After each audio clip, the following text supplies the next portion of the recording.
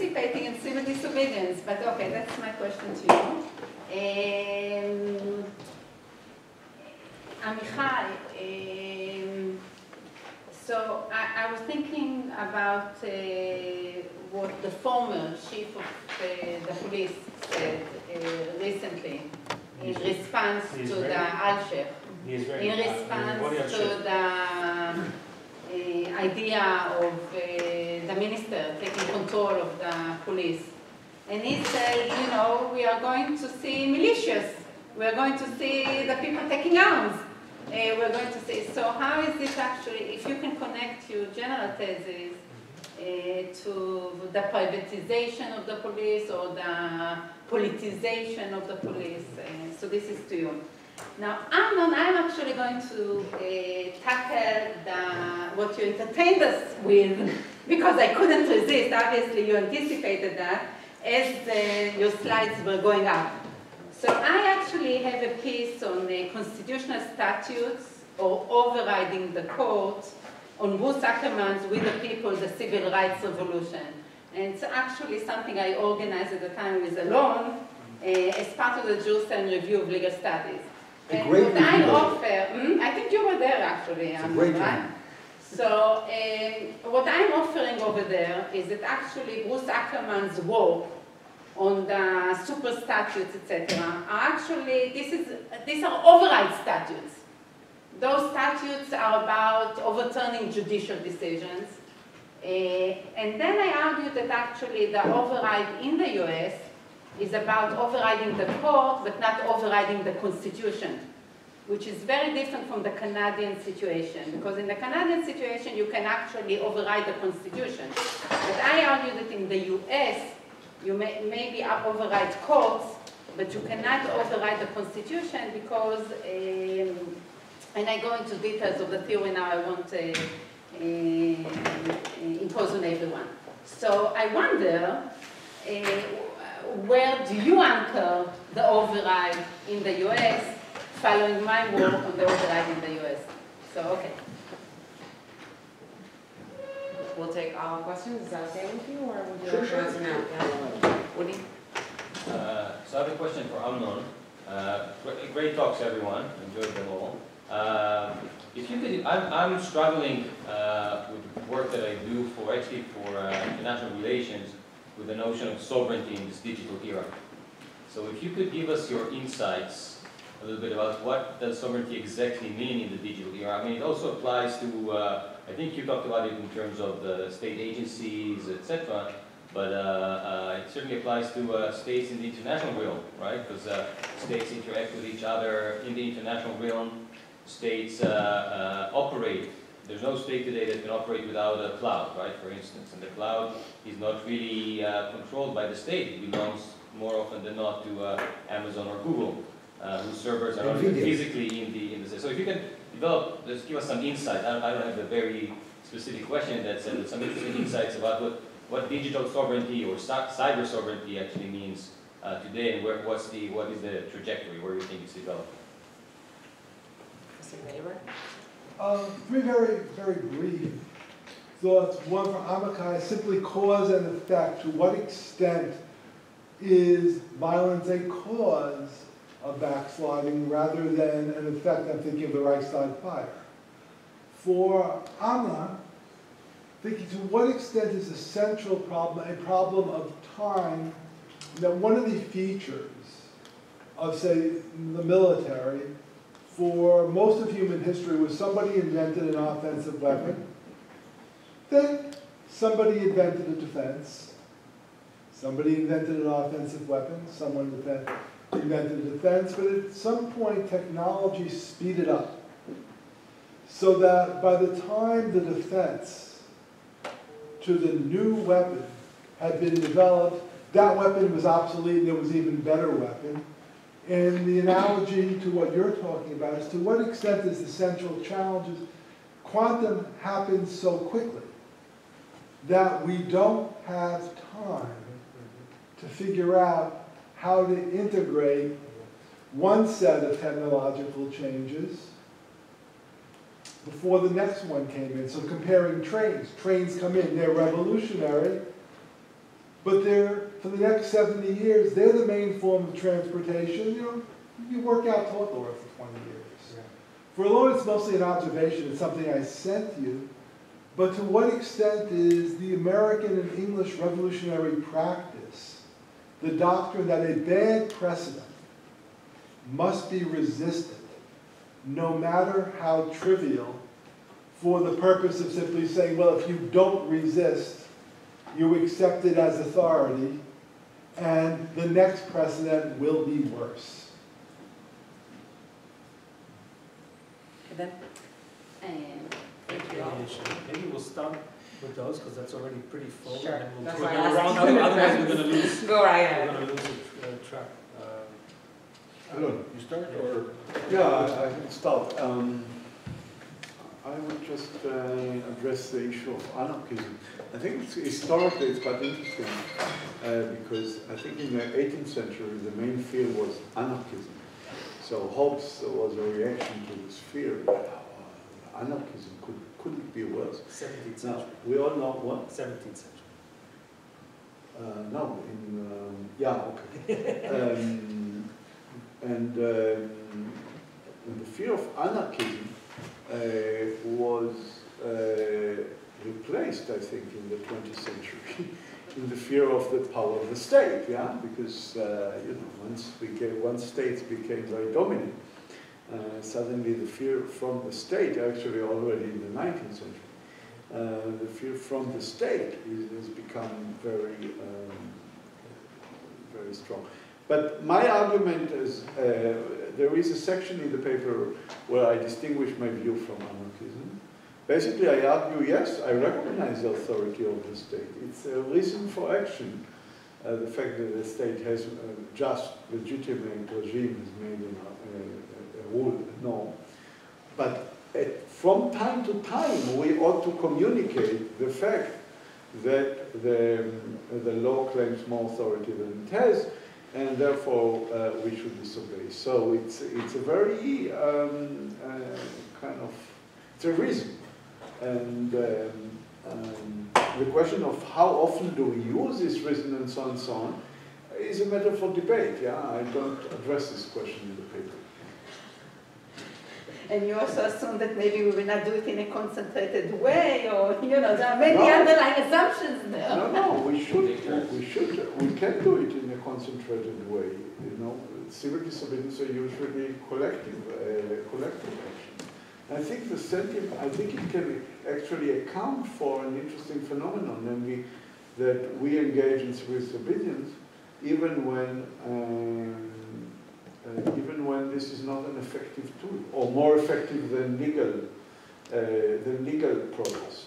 We engage in this because we want to address the fact that the law is limited. Yeah, but concentrated, not too concentrated, right? It's like... Yeah. Okay, so very briefly, just a follow-up on Alon's point before addressing the 3 points that were addressed to me. I think a future project, an interesting future, it's an invitation to discuss whether there's a difference under your theory between disobeying a law and disobeying a court order. Specifically telling you to do something because the court has exceeded its authority over me, etc. I think that raises a different slant here, and I think it ties well to Tedeschi's very famous debate with Ascarelli in his paper about the inherent limit of any legal rule because it has to be applied by courts or human institutions. But that's just an invitation to further consider your interesting contribution. Override. So the point I make about override, the point I made not in this lecture but in the lecture in the Israeli Historical Society, And then you would write for Iconess. Yes, that should, which should then appear in the Iconess. I'm late on the delivery here. That's not the first time he's doing something. But when it comes out, it's nice. It's worth the wait. It's worth the wait, yes. it has matured in a very... No other academic in this room has a late paper. What I discovered in my research is that there were two periods of time in the United States. One is 1912-ish, and the other is more known as just prior to the packing of the court in 1937, where there were serious proposals to have an override as in override on the Constitution, either at state level or the federal level, and they were supported by the progressive movement.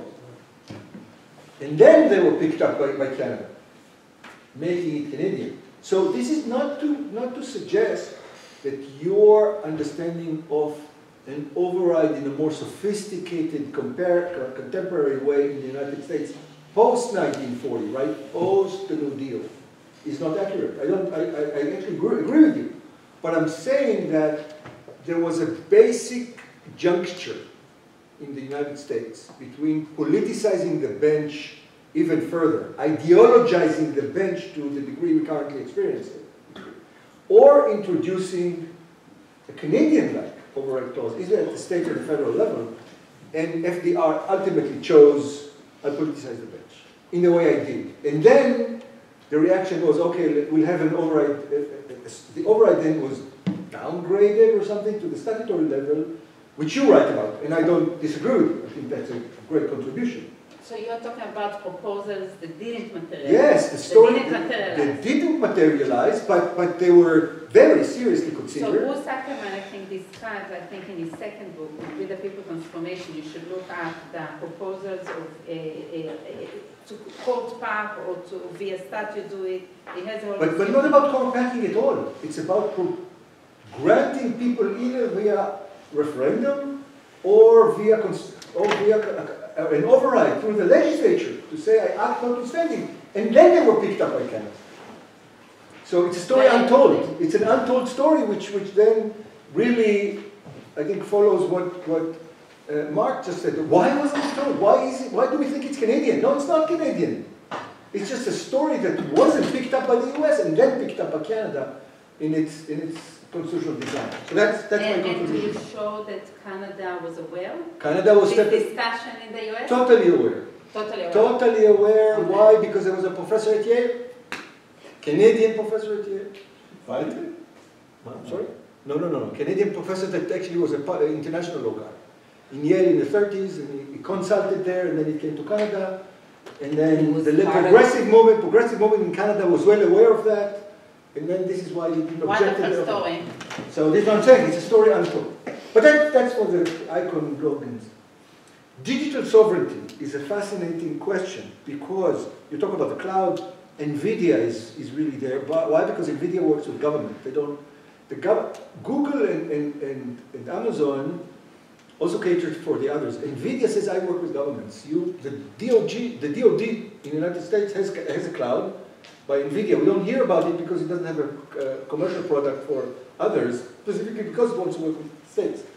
So the question is how to think about digital sovereignty is particularly interesting when it comes to quantum. Why? Because now there are billions of dollars spent because each nation wants to have its own quantum computer because it doesn't want to rely on others, number one. Number two, notwithstanding what I just said, the whole idea of sovereignty is split in a different way because state to state, transnational, not international, transnational, this is where sovereignty actually matters. Why? Because cyber authorities among states collaborate and cooperate in ways that are really fascinating because the technology doesn't know boundaries. So the Cyber Authority of Israel corresponds with other cyber authorities, and it creates a web that is unchecked, unsupervised. No courts can even fathom to get there. Legislatures don't get it. So you have a de facto sovereignty that is held by the executive, state to state, transnational. So that's another challenge. Time and technology. So this is just to say that we should further question it and have a conference just on that, and it's an invitation again for another time. So your point, Mark, is that is a derivative. In math terms, the acceleration of technology has picked up, so the defense isn't yet there. Now, Question that the defense isn't yet there, but by the time the defense will be there, there will be new technology, so the gap will keep either getting wider, or at least you can never catch up it's a red queen game. Yes. So, of course, we know that the Greek Empire became the Greek Empire because Alexander the Great discovered this phalanx military design and was able to conquer, and then that was enough. By the time the Persian developed the counter idea that the Greek Empire was also already the Greek Empire. But, so the question is, what is time? But I agree with you that the acceleration is upon us. But I want to introduce another dimension. You talk about offense and defense. I talk about the law. So the problem we have now is that the law, we talk about, usually when we say reg-leg, we mean regulation and legislation. Now we talk about reg-lag, by which we mean regulation will always lag behind, because by the time the regulation gets it, the technology is like, makes the regulation irrelevant. So now we have a challenge in the regulatory domain where I live. Unless you build the regulation into Exactly. How to integrate regulation by design into the technology by using sandboxing to attach regulation to the technological development, and that's something we don't have much experience with. So that's the new era which is upon us, which is how to do that. That's the main challenge. Thank you. Since we're talking across the bench, is that okay, Shani, if I piggyback a little bit, just very briefly, just to Professor Reichman's point and Mark's point about time. People always talk about AI. It's not so much. It's not the quantum in 10 or 15 years time. It's AI right now. It's right here, right now. And so this idea, people kind of talk about general artificial intelligence and then super intelligence, as if there's going to be a moment in which AI reaches human level intelligence. If there is such a moment, it will be a nanosecond, and then the technology will keep going, and we'll never know what was the nanosecond in which the AI reached human level intelligence, whatever the hell that means, because after that it's just going to be superhuman. Okay, so it's a misnomer. Where once we go into the realm of AI, we have to assume that we're going to be exceeded in terms of pretty much every capacity. To Professor Harel's very interesting argument, I wonder, as a provocation, if the law itself has an interest, an incentive, in not being contested, in actually being resisted. So looking at this from the flip side, not from the point of view of the subject of legal regulation, but from the point of view of the law itself. Why? Because one would assume that the law and legal authorities are interested in compliance. So that ability to engage in communicative action might assist compliance. And secondly, the law is interested in signaling from the recipient of the law, so that the law can continue to evolve and adapt based on the signals that it receives from. And in a way, resistance provides you that kind of valuable signaling. So that was sort of the thought that I had. Again, we could have a whole conference on Reevy's question and Mark's question about democracy. Let me just very briefly just say a couple of things. To Mark's cause and effect, yeah, absolutely. So in a way, we can think about liberal democracy and in some respects, Acemoglu and Robinson, Jim Robinson and Darren Acemoglu, two development economists, make this argument that we can, in a way, think about liberal democracy as a solution structure to violence and as an alternative to civil war, right? Because we have agreed rules of transfer of coercive authority where you do not obliterate the opposition, but you give the opposition the prospect of staying in the political game and having a fair chance to return to power as long as they adhere to the rules of the game. Do you see what I mean? So we have a tradition in democratic theory that talks about liberal democracy as basically an alternative to use of violence as a means. So we don't kill them. That's, Yeah, we don't chop off their heads. We send them to a think tank instead, right? That's the idea, right? In Washington D.C. somewhere. Yeah.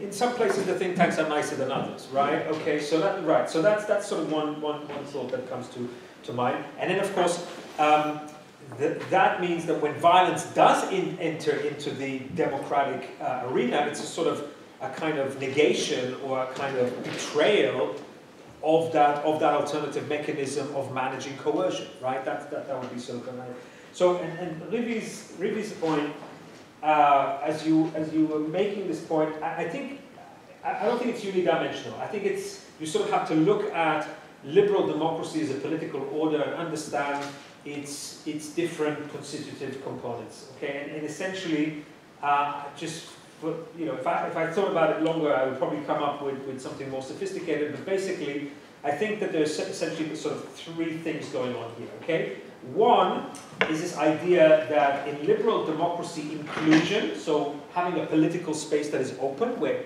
pretty much everybody can participate, right? A big tent.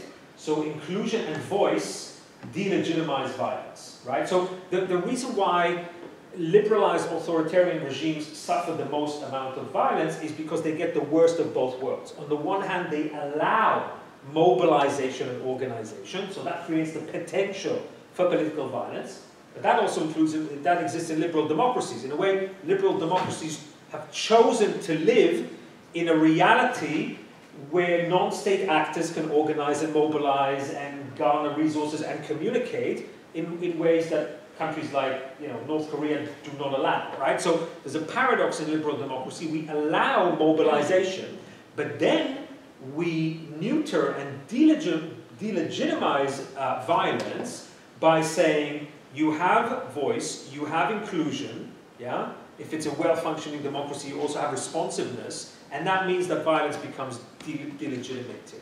In a liberalized authoritarian regime, you have the capacity for mobilization coupled with lack of meaningful voice, and that gives you a sort of a deadly kind of recipe, right? Does that make sense? So there's the delegitimization of violence function of liberal democracy. The second is just elite cohesion, yeah.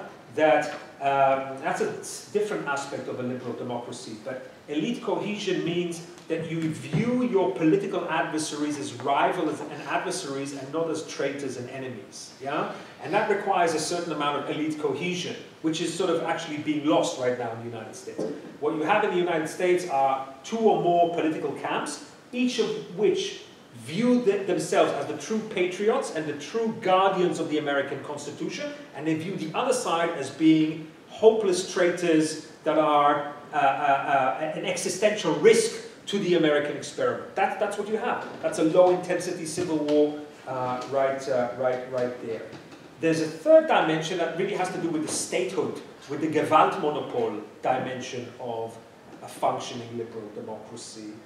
And that is, under certain conditions, and we have that in Israel, but I think you also have that in the United States, the ability of the state to ensure an effective monopoly on the legitimate means of violence is undermined. I mean, in the United States, you have a huge problem with that simply because the number of guns that you have and the ability of militias to kind of exist and operate in the United States. Plus, freedom of speech and all of that. In Israel, really to your question, the danger is that there's a growing incentive in Israel to allow the privatization of violence because we have areas of limited statehood where the state of Israel is unable to exercise what everybody's talking about right now, which is Meshilut, right? To ensure a sort of a monopoly on the means of violence. Unable or unwilling. Exactly, like right. in the territories. Yeah, right. Or in parts of the Negev, etc. I have my wife's family is from Beersheba, and the whole area there, people either hire private guards, or they now have the beginnings of Shomer HaChadash, Shomer HaTzair, it's not Shomer HaTzair, but Shomer HaChadash, all these groups that are sort of running around, and basically they're sort of, proto-militias that are growing in these places. So there's that dimension as well. And then of course, opportunistic politicians seize on that, and they view that as an opportunity for political control, because if you control a militia, you have leverage. So unless the state is able to re-establish Gewalt monopoly, you see a fragmentation. That's what you see in Iraq, you see that in Lebanon, you see it in Libya, you see it all over the place where the state is unable to exercise an effective, legitimate monopoly on the means of violence. Questions, maybe. Yeah. Okay, so Ellen and then in the back. So to you, Amichai, I think, so two things basically. First off, when you're saying terrorist attack, what do you actually mean? How do you categorize it? And then my question is whether something that could explain your findings is the more of a real democracy that we're talking about has more power and stronger as a society, the better tools it has to confront those terrorists.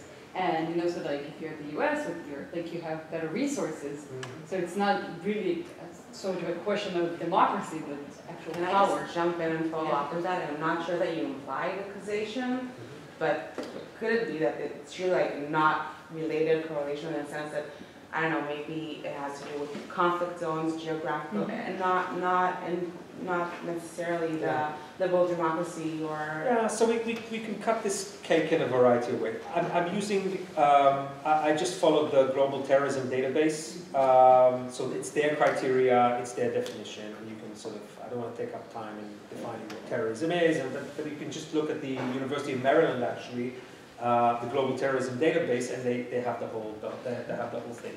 So there is a little bit of a sort of a chicken and egg situation here, but it's not quite the way that you think.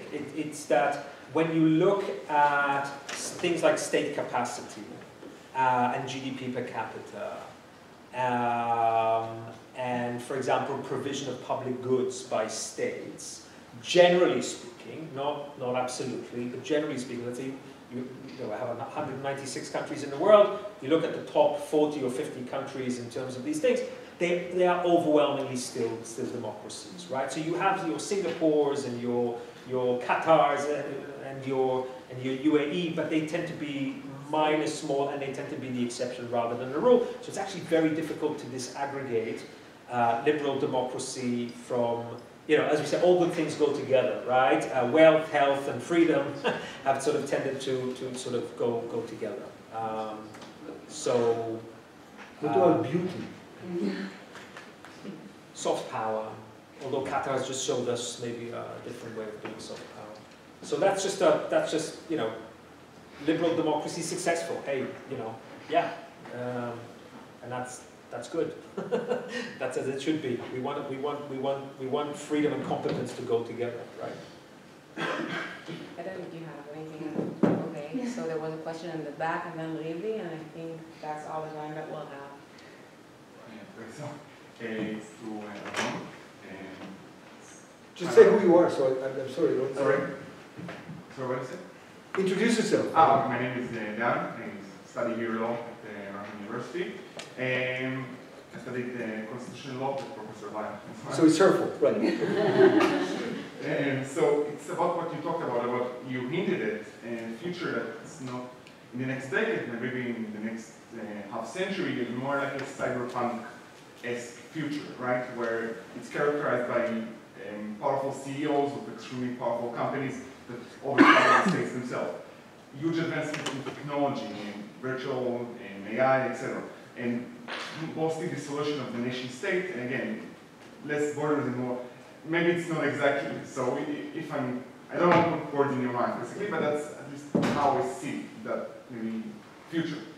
Do you believe that constitutions and Bill of Rights, digital Bill of Rights, or any mechanism of enforcement can even be used in that future? Because why would the corporations basically limit themselves if the nation states start to weaken significantly? Very briefly, I think the jury's out with respect to private versus public power. I think that if the state decides to do that, the state has the power, including the digital power. The state has the muscle to counter private power if it decides to do that.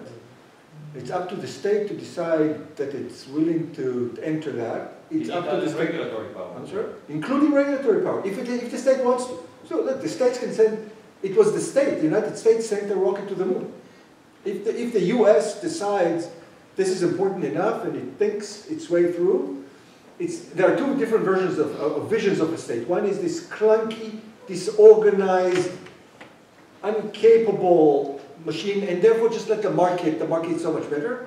And the other is this state is a leviathan that is really scary, and if it decides to do something, it can do whatever it wants. So we're not sure which version of the state emerges in the digital domain, but if the states decide to do that, then the question becomes, how would an AI court look like? How would digital due process, what would it look like? Right? If you would tell somebody in the, I guess, 17th or 18th century US what a legal process looks like now, including jurisdiction of federal courts in the antebellum years is like dramatically different than what we have to do. Rules of evidence, what it means to submit something, that technology matters to the legal process a lot. We're stuck in sort of 19th century technology and we design our courts in a certain manner. You file something and then you submit, and then by the time you do that, the digital is like, makes it irrelevant. So we have to think about digital solutions for that. Up to the state to decide how to do that. Or up to us to help the state. So maybe real fast, just the last question from Levi. It's not a question, Amichai. You can use Al-Sheikh words to actually support your thesis, because he was actually referring to the decline of democracy as the result of the politicization of the police, and he suggested that the translation would be violence. And I think that he went out publicly with that idea because he wanted to tell the government, watch out, don't do this Ben-Gvir, don't pass this Ben-Gvir statute. Yep. So it's totally in line with your approach. Yep. So let's just finish with thanking our speakers for the